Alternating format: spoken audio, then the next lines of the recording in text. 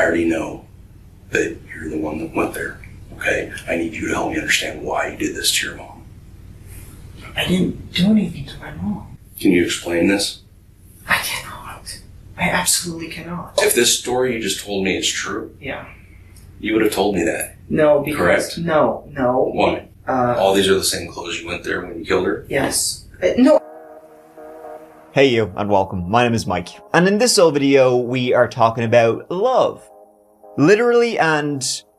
literally. Valentini, and nope, it's not Valentine's Day for short people, it's a name. And it's all about love. And this story is truly about the love between a mother and a son. In a bright, sunny Californian home, a dark scene was discovered. And the lies, they could choke a wood chipper. I mean, if only there wasn't surveillance footage, huh? Come on! Let's give this, twisted story a go. Let's start, for a change, with the where. As in, there's a killer out there. Where? Grover Beach is a city in California. A city by, the beach, if you can believe that. It's a smallish city surrounded by the mighty mountains, nestled in San Luis Obispo County. These days, you're talking about 13,000 people call it home. And as places to be, it ain't half bad if you want to know the truth. It has beautiful sandy shores, sunsets you'd slap a hand to, and it's generally got a pretty laid-back beach vibe. Cowabunga, and so on and so forth. However, can I shock you? Take that laid-back beach vibe and throw it in the ocean, because things were certainly not laid back. Late October 2018. A 911 call was made to the Grover City Police Department at approximately 11:30 a.m. October 25th. The call came from officers who worked at the California Men's Colony. The California Men's Colony, it's a prison, male-only prison. They probably guessed that by the name. The prison was about 25 minutes north from Grover Beach on the other side of the city of San Luis Obispo. Now, the call wasn't really related to the prison. The people making the call just worked there. The officers were from the prison and they were in Grover Beach that day because, well, they were worried about one of their staff members. See, she hadn't shown up for work that day, so they were doing a welfare check, a how's you doing check. And you know what? When you work and are surrounded by criminals all day, if you were to somehow have a change of routine, you might be sort of worried that maybe you're surrounded by criminals, maybe even at home. The prison employee was Athena Valentiny, and she lived in her condo on South 9th Street, a nice little chunky part of town. Athena was 64 years of age. She was originally from Hungary, if you can believe that. Magyarország! Athena, she lived in this condo alone. Though she did have a son, 26-year-old Levente, or Levente, as we would probably call him, Lazar. He was in the Midwest. He lived in Indiana. Levente had been born in Hungary, but his father and Athena's husband passed when he was only 3 years of age from a heart attack. And soon after, Athena took her young son and emigrated to the United States in 1997, finding their way to California. Athena eventually ended up working in the state prison system as a nurse in the California Men's Colony, and she had been there 5 years come 2018. And Athena was doing alright. She owned her condo. She even owned 2 of them. Suck on that! She owned another condo in Grover Beach that she rented out for a nice little bit of cha-ching. She was well-liked, well-respected, all that jazz. So, when she failed to show up for work one day, folks noticed. They noticed a lot. Grover Beach Police. Yes, this is Officer Cook calling from California Men's Colony. Hi, how can I help you? Just calling to let you know that there's going to be 2 officers conducting a welfare check. Want to see if you can send a unit down here. Based on the information that we have, there may be an issue at the residence. We have to have a unit come here. Her vehicle's here. She only has 1 vehicle. The vehicle's here. And from a neighbor's description of her daily routine, it's not normal. Welfare check on a registered nurse that never showed up for work this morning. Oh. So get here. We know she only has 1 vehicle registered to her from our information. Mm-hmm. She's not answering the door. We spoke with a neighbor. She said the last time she saw her was 2 days ago, but she did hear her yesterday speaking Hungarian. She is Hungarian, and that's all she knows. Any cars? Hers? This is her only registered. This is hers, vehicle. Yeah. They didn't go in because even through the windows, they saw some shit. Like, not good shit, though. Bad shit. Partner here saw some red type of substance on the blinds. So I don't know if that'd be enough for you. You guys are scaring the shit out of me. Well, it's good enough if you guys are going to request to check the welfare. Yeah. I don't need a warrant. I'm just going. Okay. No, we're not. So, corrections officers arrived at her condo to check on her, and a couple of Grover Beach police also rocked up. The corrections officers hadn't actually gone into her house, even though the door seemed open. Do you know if she has any weapons or anything? No idea. Police department! Athena! Police began to make entry, and noticed even from the start that there was a bad smell, though that could just be Hungarian cooking. It doesn't smell good. Athena! Police department! Going in further, they eventually ended up in the master bedroom. And on the bedroom floor lay Athena. Item 12. Code 4. 1144. Alright, just don't touch anything, but looks like a lot of pills. Oh, wait, no. There's a lot of blood. Yeah. Can't really tell for slice marks. Okay, yeah, let's finish and then I'll have you guys just stand outside. Just, don't leave until I get your guys' info. The house had been ransacked, and the way that Athena's body was, it was on the extreme side of violence. Yeah, we're not gonna touch anything. Looking at that, it's, I can't tell if she sliced herself or something came out. Had this been a burglary gone wrong, or was it self-inflicted? Because around her body lay open pills and all of that stuff. It was horrifying though, whatever it was.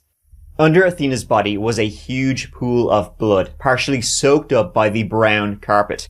On her bedsheet, more blood. Her throat had been sliced open. She had almost been decapitated.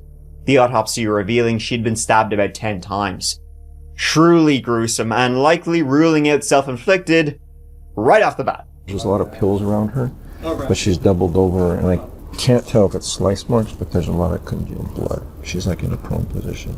Well, a curled fetal position upstairs. Nobody would be saying freaking cowabunga to this. Like, it was really hardcore gruesome what had happened to this poor woman. And the first, like, immediate step after securing off this crime scene in a place like Grover Beach, small town, doesn't have these kind of crime scenes. This is a new one for the books. The next step was then, who had last seen what was her last known movements? Police officers came to the house earlier today to do a welfare check and found a lady deceased in the home. They then called backup and are now conducting a suspicious death investigation.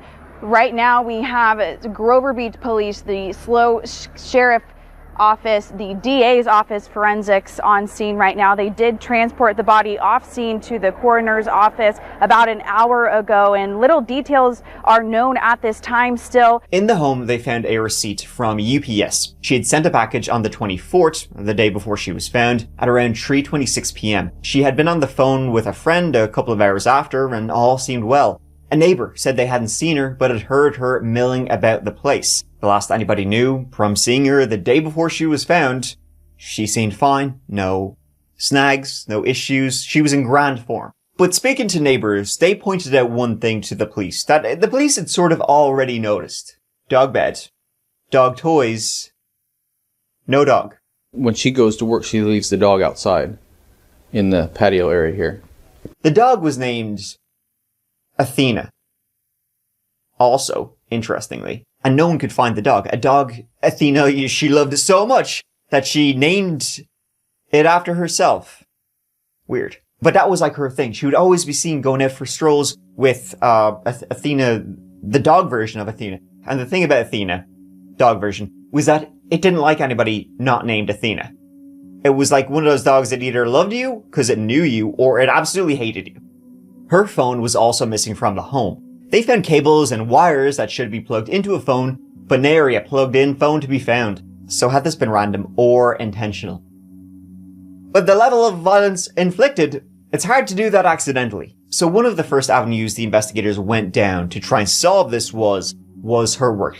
She worked at a prison. She worked at a men's prison. She was surrounded by criminals and killers every single day of her working life. Had one of these lads gotten out and followed her home, or had they been inside, gotten their buddies.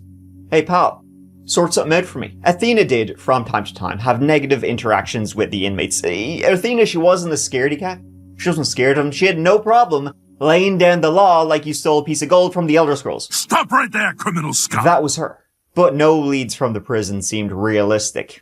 To begin with, anyway. Several neighbors described the woman as a private person. She reportedly had a dog, and many are left wondering what happened to the dog and if it's in safe hands. Meanwhile, they're keeping a close eye on the neighborhood after crime scene tape left them feeling on edge. And though Athena's phone was missing, other things lay out in the open, like jewelry, her wallet sitting right there. I would say ransack, but I don't know what she's ransacking about because even her purse isn't ransacked, so if they're going for valuables. Blood was also found in Athena's sink, like the killer had tried to wash up. Luminol would detect even more, like after the killer had, well, killed, they had hastily washed up, then fled the scene and didn't touch anything else. So the first port of call being established a timeline, and though they didn't have Athena's phone, they could contact the cell phone provider who could just give them, a digital version of every single thing her cell phone had done. That would take time though. In the meantime, the only other person they really needed to inform was her son, Levente, who lived all the way in Indiana, over 2,000 miles away. Hi. Hello, are you Lazar? Or Mr. Lazar? Yeah, Levente Lazar. Okay, is Miss Valentiny your mother? Yes. Can I step in and speak to you, please? My girlfriend lives here, but sure. Is it, you live here with her, though? Yeah, she's here and a dog. Okay, would you mind if I come in? Oh, yeah, sure. Okay. I was contacted this afternoon by the St. Louis Obispo County Sheriff's Department or District Attorney's Office, I don't remember which one. Okay. Your mother's passed away. I'm very, very sorry for that, obviously. What happened? I don't know. They didn't really give me any details. They just asked that we come and make a notification to you. Okay. And then have you get in touch with them. I'm very sorry for your loss. Thank you so much for the house call, though. Obviously, that's a very Yeah. hard thing to have to deal with. So Yeah. sorry to have to bring bad news to you. Yeah, So. thank you so much, though. I really appreciate it. Sorry about that. Have a wonderful day. You too. Athena adored her child. She thought the sun shone out of her son's ass. For the longest time, it was just the two of them in this new country together. They had arrived in Calabasas. Levente had attended high school there. Then he attended Berkeley, followed by UC Davis. Then he moved to the Midwest. He was currently living in Bloomington with his girlfriend, a medical student, and he was pursuing a master's degree in history.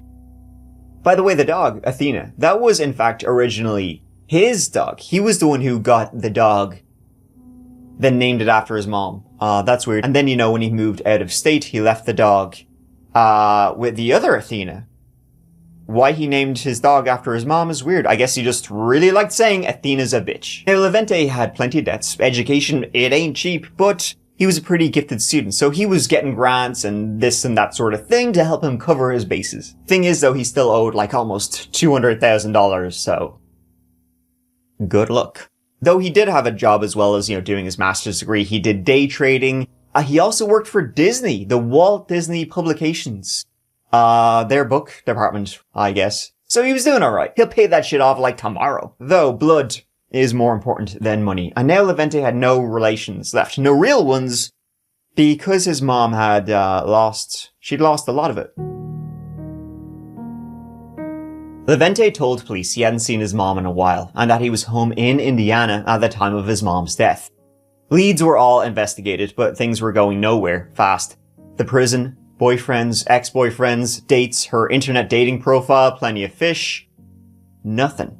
The only lead was that at around 11 p.m. on the night of October 24th, when it's believed she was killed, a figure was seen outside her condo on a motion-activated camera, and it looked like this figure had Athena, the dog version of Athena. Determining the direction this figure had walked in, police tracked every camera they could that would maybe show where this person had gone to. About 3 blocks away, this figure was seen again with the dog on a corner street camera. The dog was not on a leash, and Athena was not friendly with folk she didn't know. Rewinding that camera about 5 hours earlier, the same figure was spotted walking towards Athena's condo on the phone. Had this person been on the ring with Athena? Well, when police got Athena's cell phone records, it gave them an answer. They were going through all of the numbers she had called, and especially called around the time of the 24th. And one number stuck out because it wasn't a local number. It was a 513 number, which was from southwestern Ohio. And this person with an Ohio number had been calling her up the wazoo, calling her all day, and they could tell that call from an Ohio number to Athena's phone was made when that person was walking towards Athena's on the phone. The police were able to get a warrant for that number, that Ohio-based number, and get that phone's call log by just contacting the cell phone provider, Cricket. It came back linked to one Jacob Keith, and the phone was a burner phone. So who the shit is Jacob Keith? Well, I mean, burner phone, probably not his real name. But, Booty, they would get that soon, because with burner phones, you can find out sort of everything about them, call logs and such, and you can also find out where and when a burner phone was purchased. And if there's CCTV of that purchasing, if it wasn't done too long ago, you'll be able to have a real good go and trace whoever is buying this supposedly untraceable phone. Good for you, sucks for them. And where, oh where, had this burner phone, last phone to be in contact with Athena, where had it been purchased? Big dog, you know it was purchased in Bloomington, Indiana.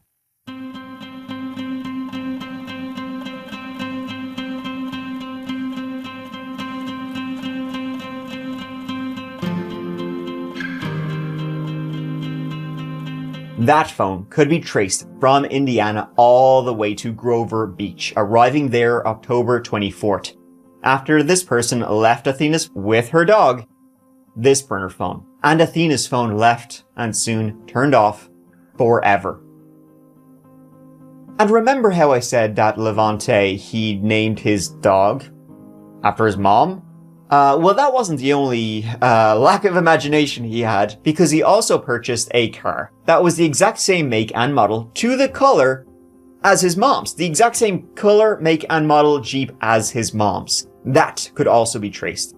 And although Levente said he was home when his mom was killed, well, sure as shit, his car wasn't.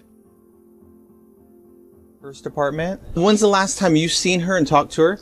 It was probably 2 days ago, and I think I heard her either last night or the night before. You heard her? Yeah, she was talking to someone in Hungary, and I think it was her son. Oh, on a phone or something like that? No, in person. Finally seemed like they had enough to bring your man in. But if he did it, why'd he do it? So, I wanted to first again extend my condolences. Thank you. This is a very difficult thing to deal with, and I just wanted to let you know that we all wanted to extend our condolences and work very hard on this case. Thank you. And I just want to make it clear, you're welcome to access my phone or to come to my house or anything like that. You don't need a warrant. I can invite you in. I just want to kind of help in any way I can. I appreciate that. So on Monday, the day I spoke to her, I've been in like 100-mile range. Of your house? Yeah, of Bloomington. Okay. Yeah. Your phone is showing up in Texas. And it tracks all the way back to your house from Texas. I was not in Texas. Last time I was in Texas was when I moved out here. Oh. It was 2015 because I drove here. Okay. Yeah. When I looked at your phone records, what I did was I looked at the other callers that called your mom, okay? And I found another Cincinnati, Ohio number that looks like it was traveling with your phone to your mom's house. And I don't have another phone either. Yeah, well, so when I looked at that and I put the two records together, I understand. I have a map from your house to your mom's house. Oh, to my mom's house? Correct. Okay. With those two phones, it maps directly from your house on the 22nd to your mom's house on the 24th. I can promise you, I was not. Okay. I was not in California listen to me. January. Listen to me for a sec here. So, sure. When I looked at that, yes, I checked. There's other systems that we can check that they have what's called a license plate reader. Okay. Okay. And when a license plate gets scanned on that, as you're driving down the road. It takes a picture of your car. Okay?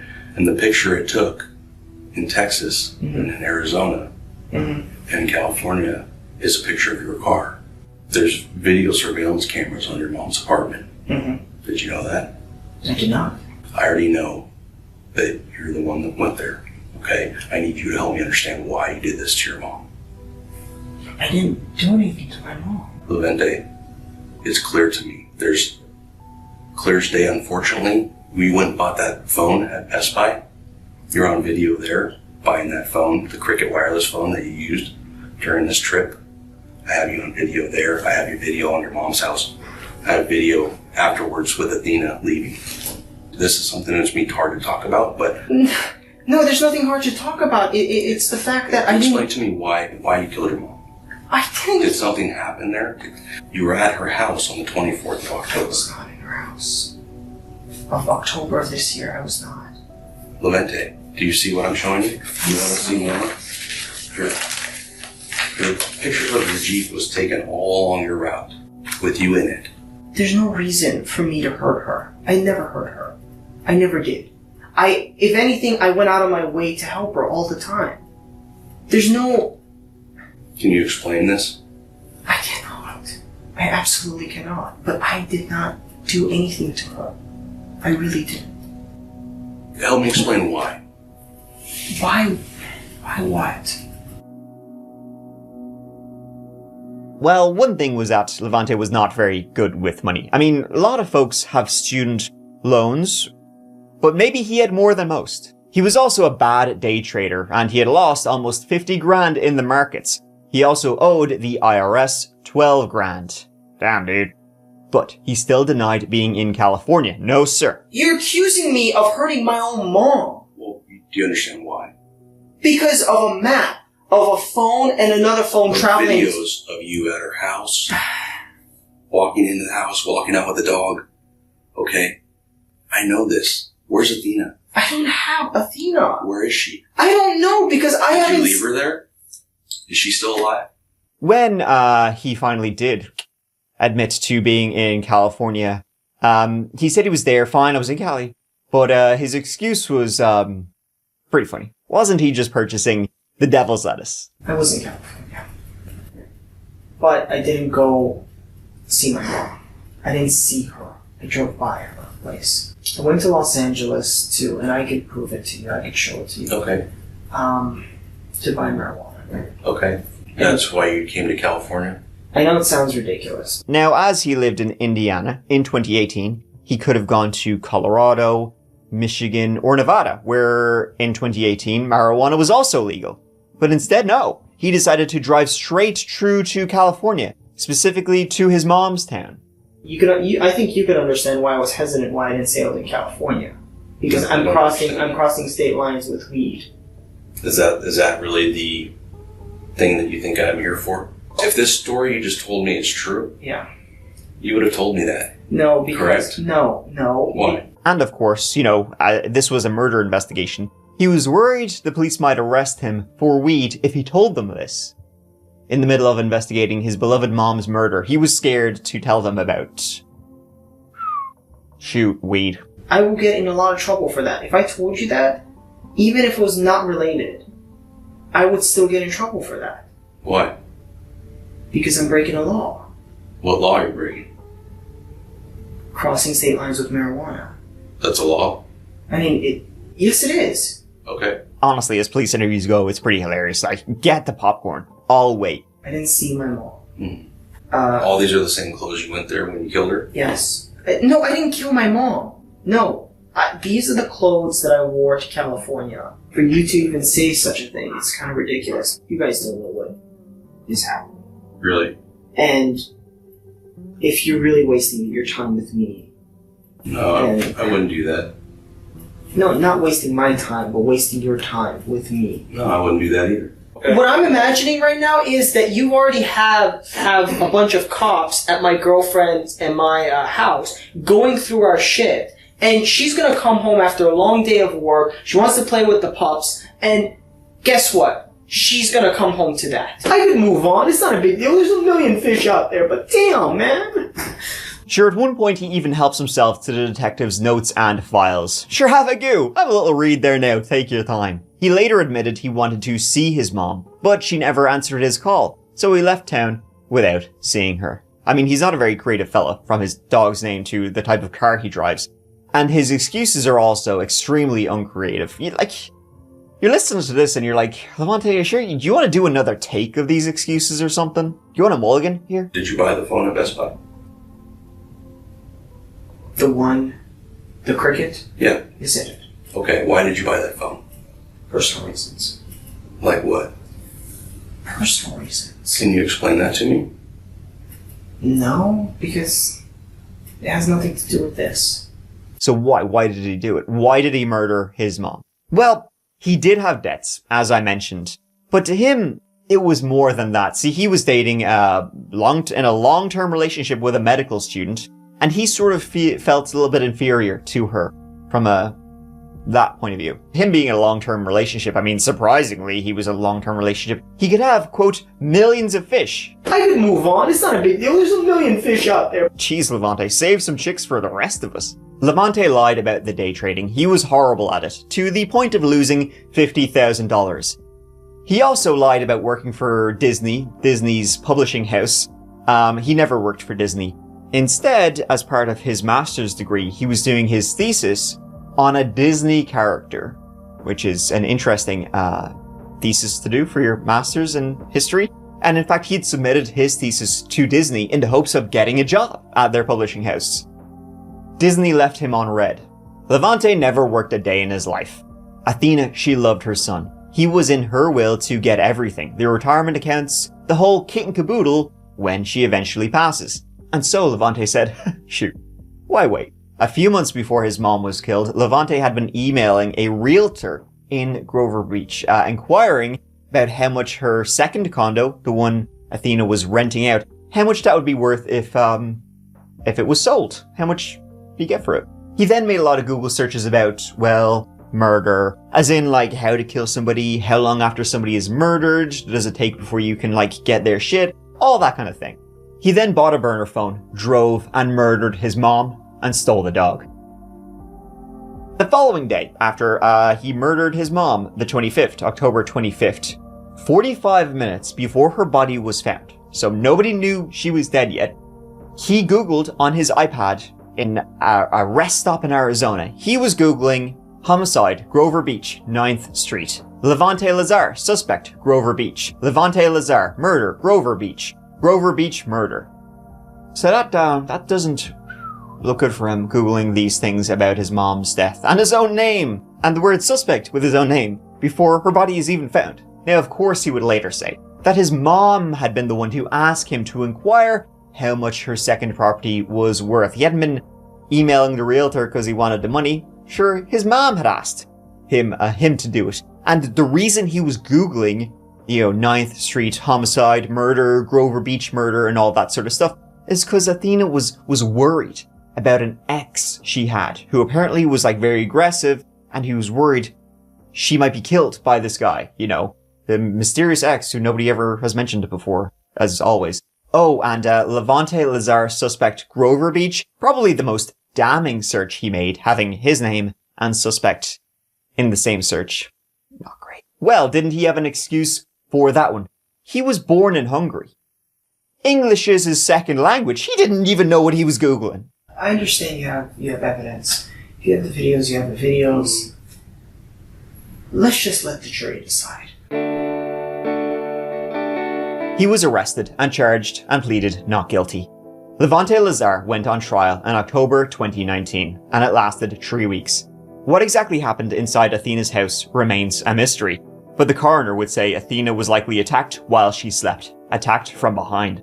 The dog that barked at everybody never barked at him because she knew him. After 3 weeks, Levente was found guilty and he was sentenced to life without parole for murdering his own mom. And the hell of it is, no one really knows what happened to Athena the dog. She was taken away by Levente and nobody knows what he did with her. He never said. Searches were done, but nobody knows what happened. This guy, Levente, is the final boss of shitheads. The only thing that sucks more than him, are his lies, which are also like terribly bad lies. I mean, it's funny for a guy who wanted to work at Disney, how unimaginative and uncreative he is, from his dog's name to his car to his lies. Seeing him squirming in the interview is probably the most enjoyable thing I've seen all day. I could watch it again and again. It's great. All these are the same clothes you went there when you killed her? Yes. No, I didn't kill my mom. And poor Athena, who worked all day alongside killers as a nurse in a prison. All day and nothing ever happened. Turns out she has to go to her own son to be murdered, as horrifyingly and gruesome as it was. Should have left him in Hungary. Thank you so much for watching. It means the world to me that you're here watching this whole video. I hope you found it as interesting as I did, folks. And you know, it, as I said, means a lot that you're here. Next whole video will be up, you know, when it's up, Tuesday and Friday. So, please give it a go. But until then, please take care of each other and yourselves, 'cause I love you. Mike out.